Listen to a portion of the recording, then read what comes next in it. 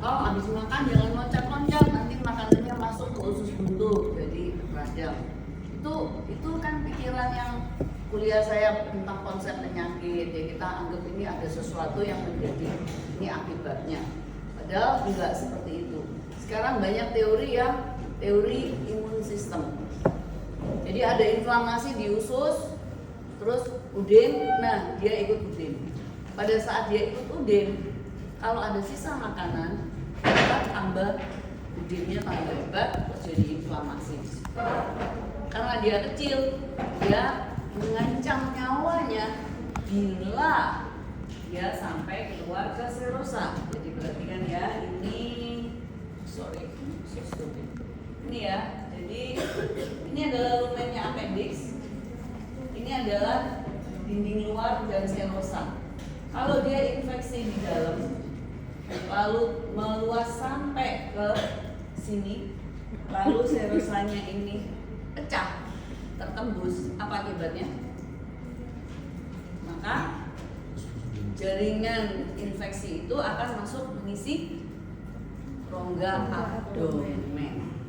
Ya, padahal rongga abdomen itu rongga ruang kosong, banyak usus di dalam yang tetap di dalam tempatnya, tidak ada hubungan dengan dunia luar. Jadi yang berhadapan dengan dunia luar itu yang masuk di mulut kita, keluar sampai anus. Di luar itu rongga abdomen diliputi peritoneum, itu adalah ruang steril, sama sekali tidak berhubungan dengan dunia luar. Jadi kalau ada usus ataupun appendix yang terrobek, pecah karena ulkus, karena infeksi yang membuat serosanya itu pecah, apa akibatnya? Ruang itu akan segera terisi reaksi inflamasi yang hebat. Itu adalah kondisi gawat darurat. Akan terjadi peritonitis. Orang itu bisa meninggal dalam hitungan 1 hari atau kurang. Jadi appendicitis akut itu adalah kasus gawat darurat. Kalau ditemukan di UGD harus segera dipersiapkan operasi untuk membuka dan melihat. Kalau mulai ada pecah, peritoneumnya harus dicuci, dibilas dengan steril dan segala macam. Lalu appendixnya diangkat, dijahit supaya rongga itu tetap terjaga. Oke, jadi di dalam tubuh kita ada beberapa rongga yang tidak boleh tersentuh, tidak boleh berkaitan dengan dunia luar. Itu sebabnya kenapa ruang operasi harus dijaga steril, super steril. Karena pada saat membuka itu tidak boleh dari ruangan, dari udara itu menginfeksi bagian dalam tubuh. Paham ya? Ngerti ya? Oke, jadi itu adalah sebabnya kenapa nanti kalau kamu DM masuk kamar operasi, kamu pakai sandalmu dari luar, kamu bisa diusir. Atau kamu pakai bajumu dari luar, tidak ganti. Atau kamu pakai misalnya maaf ya, hijabnya tetap dipakai ke dalam gitu. Itu penuh dengan kontaminasi, tidak boleh masuk. Ya, jadi sekali lagi appendicitis ini, appendix kalau ada infeksi namanya appendicitis, ya tinggal ditambahin itis belakangnya. Peritoneum, peritonitis, kolon, colitis, gitu ya. Nah, ini yang kita lihat adalah akut, ya. Jadi nanti kamu akan lihat di mikroskopmu ada contohnya. Ini mukosa usus normal, mukosa appendix ya. Lalu ini yang udah menipis ya, ini malah udah hilang. Ya, karena dipenuhi radang. Loh, ini kan normal tuh dok, memang ada limfoid di bawah mukosa betul. Ya, ini. Tapi yang lain ini adalah reaksi radang yang hebat. Ya, di sebelah sini lihat limfoidnya di sini ketinggalan. Tapi di sini jadi udin dia, karena seharusnya ini dekat kan seperti ini. Ini kok jadi jauh ya, karena yang di sini hancur, ini udin. Penuh dengan sel-sel radang di sini. Bukan limfoid normal dari apa istilahnya? Oh sorry belum diajarin ya. Jadi itu kalau dalam suatu nodul, satu organ kita sebut lymph noduli, lenjar getah bening. Tetapi sesungguhnya di bawah mukosa, ya, di bawah epitel, di beberapa tubuh kita ada limfnya juga yang membentuk seperti bagian dari lymph node, cuma dia nggak ada kapsulnya, nggak ada utuh gitu. Kita sebutnya mucous associated lymphoid tissue (MALT). Dan itu ada di sepanjang usus, terutama usus kecil ya, usus besar nggak ada ya. Jadi appendix ini boleh dianggap bagian dari usus kecil ya, iliocecal yang udah sepuh itu biasanya nggak ada. Kalau ada pun sedikit, nggak seperti ini sampai membentuk lymph ini ya, ada germinal center segala ya. Nanti baca lagi ya tentang mucous associated lymphoid tissue. Ya, karena itu akan sangat berperan di beberapa keganasan tubuh. Ya. Nah ini masih utuh, walaupun kita lihat di sini sudah mulai ada sel-sel radang, tapi dia masih utuh. Yang di sini hancur. Ya, jadi kamu nanti ingat kuliah kita kemarin, beberapa limfosit, neutrofil itu punya kemampuan untuk menghancurkan, merusak ya. Kenapa kok epitelnya sendiri dihancurkan ya? Karena dia berantem sama kumannya, bakterinya, itu jadi collateral damage, rusak epitelnya. Nah kalau epitelnya ini yang rusak, ya nggak apa-apa, ini masuk lumen. Tapi kalau rusaknya terus ke sini, ke serosa, ini sampai ya, nanti di mikroskopmu akan lebih jelas. Nah ini kalau jebol, nah luar ini yang bisa ke peritoneum, rongga abdomen. Oke, nanti dicari ya apa tanda radang akut yang kamu lihat di appendixmu. Nah ini yang kita sebut dengan granulasi ya, kemarin ya. Ini contohnya yang foto itu nih pus ya, dan nanah di sini. Sekitarnya semua apa tandanya? Kardinal apa? Satu rubor merah, terus kalau diraba nih pasti lebih hangat, terus tumor ya kelihatan membenjol di sini dan pasti nyeri lihat merah ini. Dan kalau lihat ini ada, berarti ini kemungkinan empuk ya. Jadi nggak kenyal seperti ini, tapi ini kesimpuk karena di bawahnya ini jadi semacam tinggal kantongan balon yang ada di sini. Isinya adalah pus nanah ya. Kalau pus ini kita buat sediaan, kita akan lihat seperti ini ya, radang. Sel radangnya apa aja, lihat aja, kamu juga udah diajarin ya. Sel radang akut, sel radang kronik, ingat semua bisa ada. Bahkan yang kronik pun neutrofil juga. Yang di akut bisa ada 1-2 sel plasma, sel monosit bisa ada. Ya, tinggal siapa dulu datang, ini kapan dibuatnya sediaan. Ingat ya. Nah, kita akan lihat ada fibroblast di sini. Karena ini sebetulnya apa? Sebetulnya dia proses untuk mau sembuh. Ya, jadi ingat terinisiasi inflamasi itu tetap proses yang akan berlanjut maunya sembuh.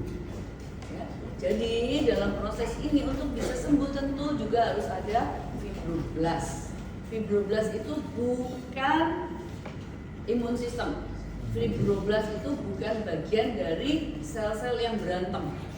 Fibroblast itu bagian dari untuk memperbaiki jaringan yang rusak. Ya, baca lagi ya. Apa yang membuat yang inisiasi fibroblast datang dari mana dia? Ya, growth factor yang ada yang dikeluarkan yang kemarin kita bilang mediator. Ya. Dari mana? Ya, dari stem cell. Stem cell yang mana? Di semua jaringan tubuh kita sebetulnya ada. Jadi dari sel-sel lemak, sel apa itu bisa dipengaruhi untuk berubah menjadi fibroblast. Ya, tapi ingat harus ada berhentinya, karena kalau enggak fibroblastnya tumbuh terus, dia akan jadi hal yang berbeda. Nanti kita bicarakan ya. Jadi ini waktu masih seperti ini, dia akan heal lama-lama menjadi penyembuhan seperti ini. Ya. Oke. Nah, ini sedikit ya, ada primary retention, artinya lukanya dibuat bagus, tepinya seperti kamu gambar bagus, maka sembuhnya juga bagus. Jadi kalau orang datang ke lindes sepeda itu berantakan lukanya, dibersihkan di gawat darurat, ada beberapa yang harus dibersihkan dengan pisau mungkin. Beberapa luka itu harus dibersihkan betul lalu didekatkan dengan jahitan. Kenapa? Supaya proses penyembuhannya lebih cepat, lebih intens dan cantik. Ya. Samalah dengan semua. Kalau kamu jahit konveksi yang asal ngobras seret, pokoknya nyambung tapi jahitannya bredel-bredel. Tapi kalau dia rapi, membuatnya satu-satu, dijahit dengan rapi, hasilnya lebih rapi, kan kelihatan bagus. Luka juga sama. Walaupun kita percaya kulit tubuh kita punya kemampuan untuk sembuh, tapi sembuh yang mana? Kalau kita bantu, kita buat lebih rapi, maka sembuhnya juga lebih bagus. Mungkin tinggal sisa bekas tipis, lama-lama hilang. Ya. Jadi kalau luka operasi kan dengan pisau, terus bersih semuanya, steril, terus dijahit, itu biasanya lebih bagus. Tapi kalau luka yang bedel-duel, cecel, terus dibiarkan, lukanya juga tidak terlalu dirawat dengan baik, sembuh, tapi habis itu kelihatan kulitnya nggak karu-karuan. Ya, itu bedanya yang primary intention dengan secondary intention ya. Nanti kuliahnya akan lebih detail, saya nggak mau terlalu dalam di sini supaya kamu nggak bingung ya. Ini jadi bisa jadi white scar ya. Kalau ini sampai lihat ikut gini ya. Bayangin kalau sampai kayak gini, apa yang kelihatan di kulit kita? Dekok ya, terus jelek ya kan? Yang gampang aja kalau bekas jerawat kalau kayak gini bisa hilang kan, ya bedak tipis aja hilang. Tapi kalau bekas jerawat seperti ini sampai kira-kira bekas nggak? Dikasih foundation juga tetap kelihatan ya. Gampangnya kita lihat itu yang kita lihat tiap hari di kaca ya. Yang laki nggak pernah ngaca nggak apa-apa, nggak peduli ya. Zaman sekarang laki juga ngaca ya. Nah ini ya wound healing ya. Jadi kan ini kulit di atasnya ini bisa udah sembuh atau dari awal memang masalah di bawah kulit ya. Tapi kalau dia sampai begitu hebat kerusakannya ya, terus kalah ininya proteksi kita, maka lama-lama sembuh sih. Cuman sembuhnya ya gitu. Ini jadi fibrous semua. Dan kulit kalau aslinya kenyal gini kan bawahnya kolagen bagus. Tapi kalau dia jadi fibrous yang luas, yang keras sampai ke bawah, maka kita raba dia keras, nggak akan kenyal begini. Oke, ini kamu bayanginnya di kulit ya. Bayangin kalau itu luka operasi di dalam, fibrosnya ini jadi apa? Oke, sekarang masih semester 3 awal, bayangin yang kelihatan aja di kulit, di muka, ya, kaki. Tapi nanti kamu juga harus membayangkan bahwa hal yang sama terjadi pada organ tubuh kita. Misalnya jantung kena infark ya, degenerasi otot-ototnya, terus ada yang mati, luka, terus diganti fibrous. Kira-kira bergeraknya jantung sama nggak kalau dia otot atau dia fibrous? Tentu beda. Ya, itu yang you have to keep in mind ya. Itu yang terjadi ya. Jadi kalau kita lihat wound healing ini lebih banyak sel fibroblast ini ya, yang spelin, yang spindle ini adalah sel fibroblast. Terus banyak kapiler baru ya, pembuluh darah baru. Jadi pada proses penyembuhan itu growth factor akan ada vascular growth factor, ada fibrous growth factor, itu semua muncul semua di situ. Semua urun rembuk untuk memperbaiki rumah yang rusak itu, ya. Bangunan yang hancur itu harus dibangun kembali. Jadi ada yang bikin semennya, ada yang notok, segala macam itu persis ada yang terjadi di tubuh kita, ya. Oke, ini yang fokus kemarin kita udah bicarain di kuliah ya, dia sampai dalam. Jadi ini bahkan ini sudah otot, dia sampai ke lapisan otot hilangnya ya. Bayangin kalau ini sembuh, bisa nggak cuma sembuh seperti ini ya? Nggak mungkin ya pasti jadi matriks yang hebat. Oke, ini yang ada di dalamnya abses, ya radang, ini pembuluh darahnya ya banyak sekali, ya kapiler kecil-kecil, ya rame, ya. Ini yang kalau di bawah kulit kita lihat merah, yang kalau orang-orang beli sampai kelihatan dagingnya, bukan daging ya, itu jaringan granulasi. Merah karena pembuluh darahnya banyak. Oke.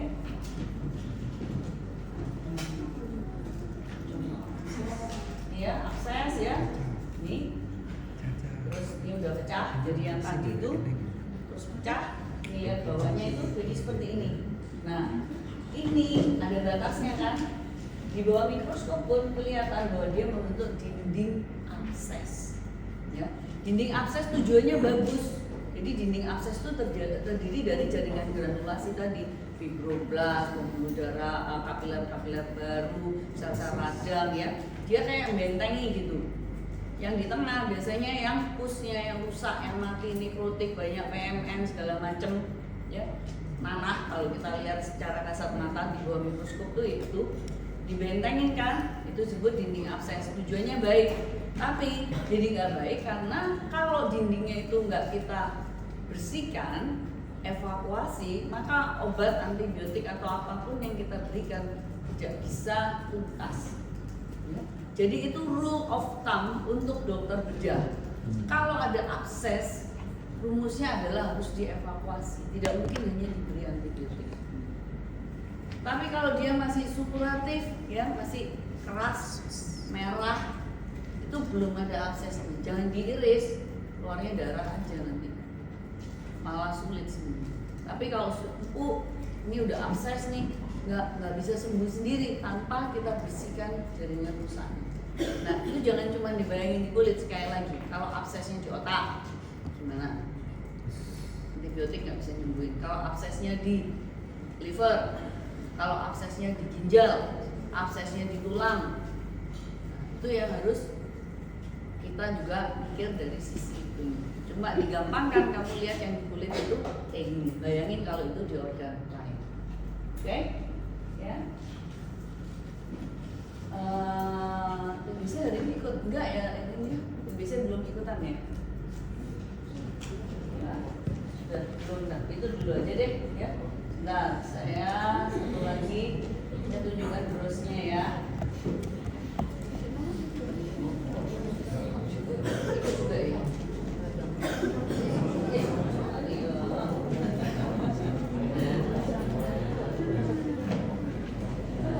Ini saya bikin aja ya. Jadi kita punya privilege, kita dapat dikasih akses untuk ke koleksi makroskopik atau gross dari patologi anatominya di National University Hospital ya. Linknya kamu bisa lihat sendiri. Beberapa adalah open access, kamu bisa langsung klik buka. Beberapa nggak bisa, kamu harus member. Nah, saya kebetulan member, jadi saya boleh akses ya. Kamu akan melihat seperti ini nanti ya. Jadi contohnya ini yang sel injury ya, yang kita bicarakan yang hari Senin. Jadi ini adalah fatty liver ya. Kalau kamu lihat ini terlalu kecil ya.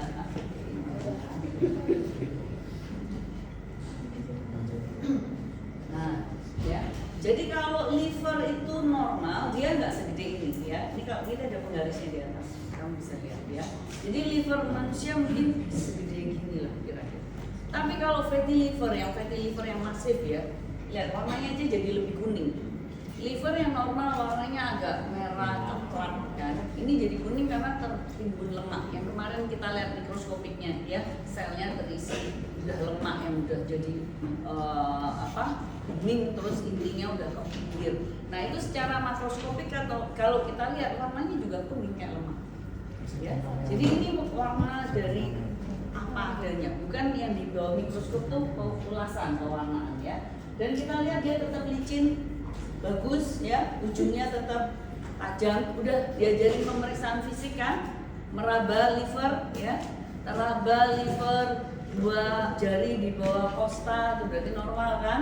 Terus ujungnya tajam, kalau tumpul hati-hati ya. Ini kadang-kadang ujungnya tumpul karena dia dim.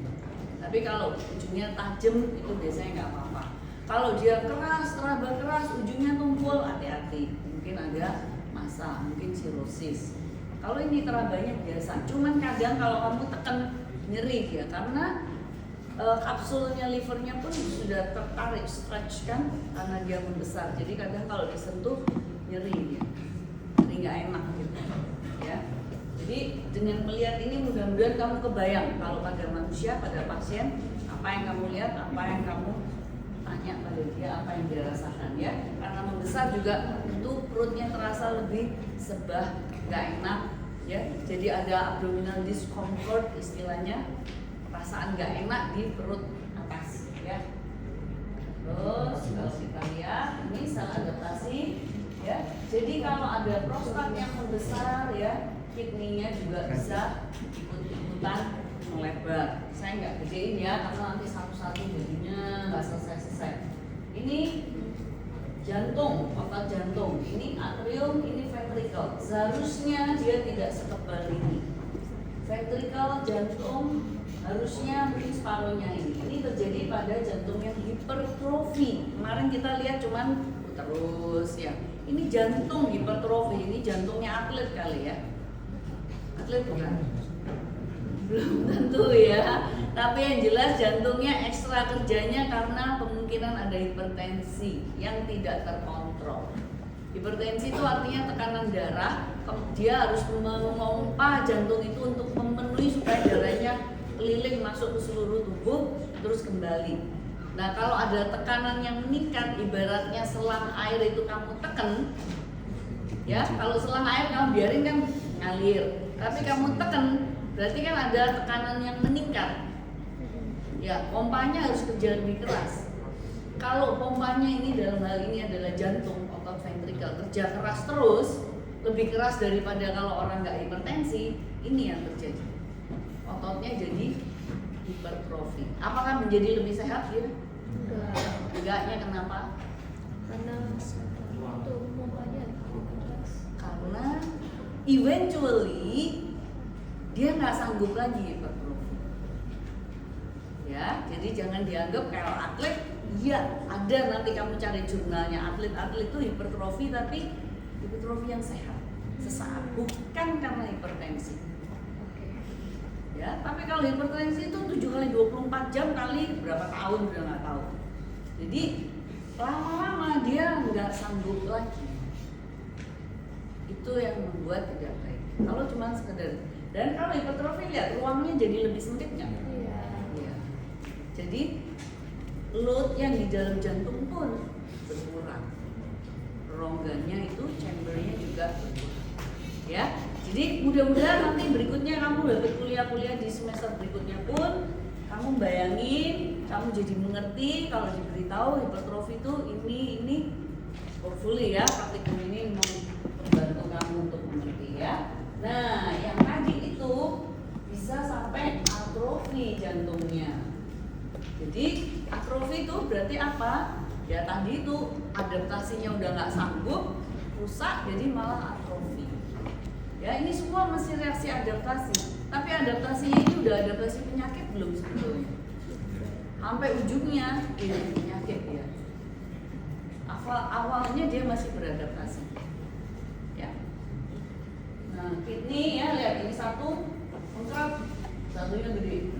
Kenapa? Karena ini mungkin buntu, kena jantung, sklerosis, terus jadi atrofi mengecil. Ini yang ini sudah end stage mungkin, tapi dia kompensasi sehingga sebelahnya jadi membesar.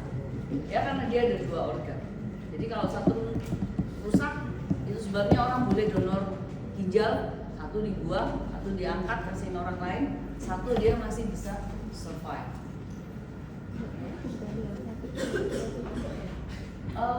Ini ya, otak. Kalau ada infak itu artinya dia nggak dapat oksigen, terus dia rusak. Kalau seketika dia balik, itu sebabnya kalau kamu pernah baca otak tidak boleh tanpa oksigen 10 menit ya.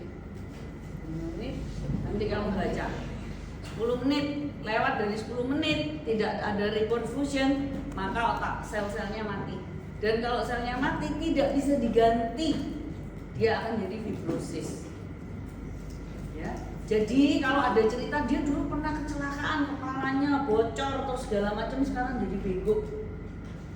Make sense mungkin, tapi tidak semua seperti itu. Karena bagian area otak itu macam-macam. Kan udah belajar ya anatomi sama histo ya. Jadi area yang mana? Oke, ini kalau jantung tadi yang infark, ini yang terus bisa disebut serangan jantung, infark miokard akut, nggak ketolong, itu pun termasuk gawat darurat. Makanya sampai ada ambulans khusus. Begitu dia nyeri hebat, pingsan, orangnya langsung datang dengan alat dipompa supaya bisa teratasi. Karena lagi-lagi jantungnya nggak teratasi, jantungnya teratasi tapi otaknya sudah terlanjur nggak dapat oksigen lebih dari 10 menit. Jantungnya balik normal, otaknya nggak normal, orangnya tetap koma, mungkin hidup dengan mesin misalnya. Ya, oke. Kidney infark, oke, ini ya. Paru kena TBC di sini. Nanti kita lebih dalam tentang. Nah, kaki ini kalau pankreas nanti jadi kita angelan. Kaki ini gangren, lihat bisa hitam semua. Ya, ini yang sering pada frostbite kalau yang kayak gini. Ini biasanya bukan diabetes kalau kayak gini. Ini biasanya frostbite karena dia terlalu dingin, mungkin naik gunung kakinya jebotnya rusak atau apa, atau dia kecemplung di es ya. Itu langsung mati seperti ini, terus kalau nggak dirawat jadi gangren. Kalau diabetes biasanya 1-2 jari terus, tapi hitamnya baunya sama. Kenapa bau? Karena gas gangren itu memang sangat bau. Gangren itu karena ada kuman tertentu ya. Oke. Lalu kalau yang inflamasi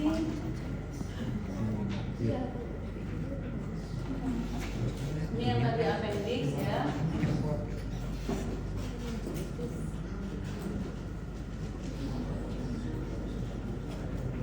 Ini bisa hitam ya. Jadi appendix yang radang itu juga bisa jadi gangren. Kalau dia sudah jadi gangren itu kulitnya, serosanya itu udah kayak kerupuk tinggal pecah gitu. Ini yang impending, yang bahaya. Kalau segera ketahuan, segera dioperasi, orangnya kayak nggak ada apa-apa. Bisa operasi, besoknya dia sudah bisa jajan lah, bisa makan-makan, bisa pulang.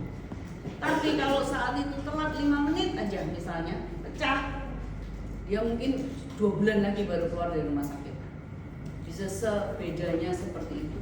Kalau itu pecah dan tidak pecah.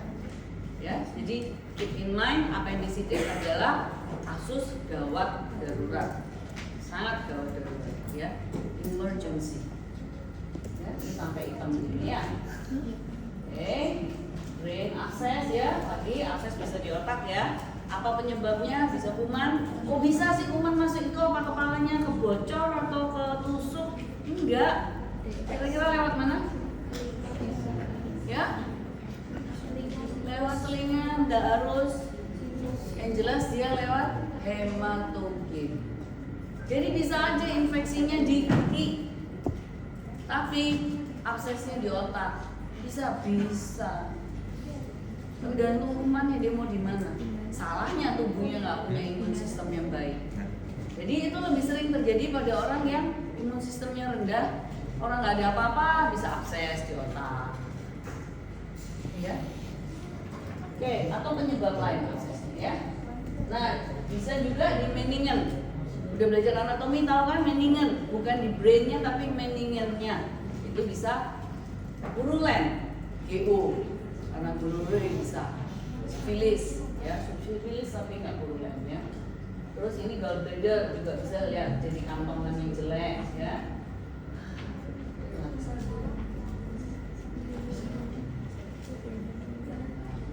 Nah, kalau yang ini lihat, ini paru kan, tapi bisa bolong-bolong begini.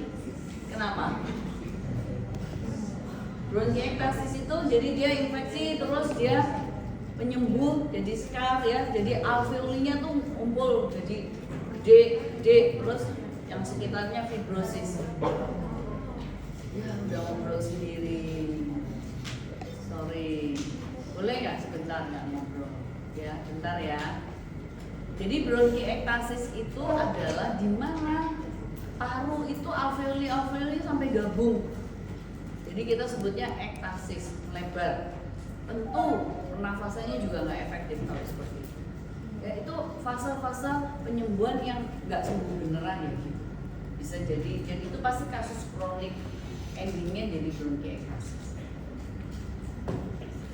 Oke, ini kalau dia kronik ya banyak sekali kasusnya. Secara garis besar hampir sama. Ya. Topik aja ya, nanti aja kita bicarain nanti. Jadi hari ini ada appendix, ada jaringan granulasi, nefrosis, amuba ya, amuba sama TBC kelenjar ya. Ada pertanyaan dari ini?